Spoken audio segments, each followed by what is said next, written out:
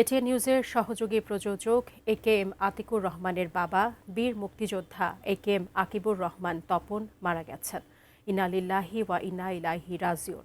শনিবার রাত 9:45টার সময় রাজধানীর মিরপুরের একটি হাসপাতালে শেষ নিঃশ্বাস ত্যাগ করেন তিনি। মৃত্যুকালে তার বয়স হয়েছিল ৭৪ বছর।